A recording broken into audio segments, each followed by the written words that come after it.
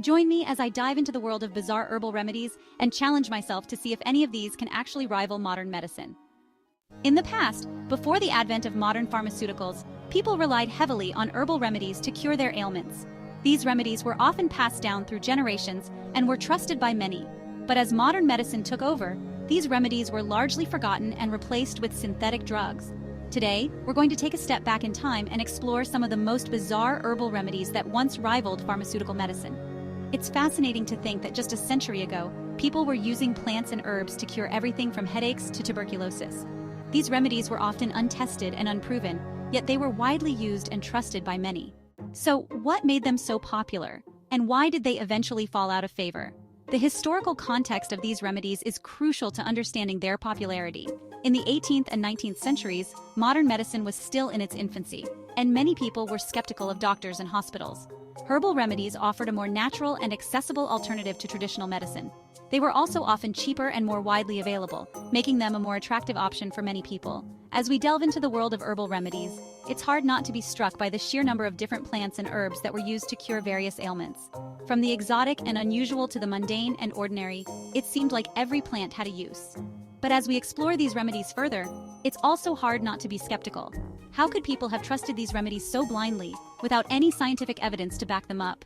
One of the biggest challenges in understanding these remedies is separating fact from fiction. Many of these remedies were passed down through word of mouth, and it's difficult to know what was based on actual experience and what was just superstition.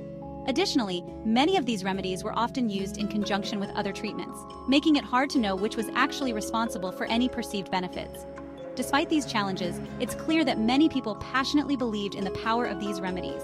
They were often used by people who had no access to traditional medicine, and they provided a sense of hope and empowerment for those who felt powerless against their illnesses.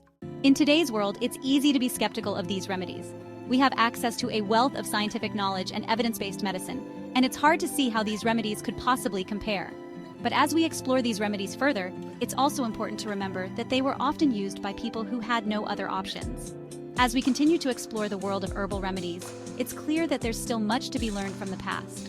While many of these remedies may seem bizarre and untested to us today, they were once trusted and relied upon by many. And who knows, maybe there's still something to be learned from these ancient practices. One of the most famous herbal remedies is the use of mandrake root to cure insomnia. This remedy dates back to ancient Greece, where it was believed that the root had mystical powers. The root was often dried and ground into a powder, which was then mixed with water to create a sedative drink. While this remedy may seem quaint and old-fashioned to us today, it was once widely used and trusted by many. Another remedy that gained popularity was the use of foxglove to treat heart conditions. This remedy was used for centuries and was often prescribed by doctors and herbalists alike. The leaves of the foxglove plant contain a compound called digitalis, which is still used today to treat heart conditions. The use of opium poppies to treat pain is another remedy that's still used today. Opium has been used for centuries to treat everything from headaches to broken bones, and was often used recreationally as well. While the dangers of opium addiction were well known even in ancient times, it remained a popular remedy due to its effectiveness. In addition to these remedies, there were many others that were used to treat everything from skin conditions to mental health. From the use of chamomile to treat anxiety to the use of willow bark to reduce fever, it seemed like every plant had a use. One of the most shocking cases of an herbal remedy having a significant impact on health is the use of willow bark to develop aspirin. While willow bark had been used for centuries to reduce fever and treat headaches, it wasn't until the late 19th century that scientists discovered the compound salicylic acid, which is still used today in aspirin.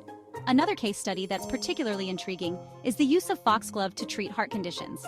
As I mentioned earlier, the leaves of the foxglove plant contain a compound called digitalis, which is still used today to treat heart conditions. But what's fascinating about this remedy is that it was first discovered by an English doctor named William Withering, who noticed that the plant was being used by local herbalists to treat heart conditions. In another case, the use of opium poppies to treat pain led to the development of modern painkillers. While opium addiction was a major problem, the use of opium poppies to treat pain paved the way for the development of safer and more effective painkillers. As we explore these case studies, it's clear that there's still much to be learned from the past. While many of these remedies may seem bizarre and untested to us today, they paved the way for many of the modern medicines we use today. In conclusion, the world of bizarre herbal remedies is a fascinating and complex one. While many of these remedies may seem quaint and old-fashioned to us today, they were once trusted and relied upon by many. And as we've seen, many of these remedies have had a significant impact on modern medicine. Thanks for joining me on this journey into the world of bizarre herbal remedies. If you've had any experiences with herbal remedies, I'd love to hear about them in the comments below. And if you're interested in learning more about medical history, be sure to check out our next video on the topic.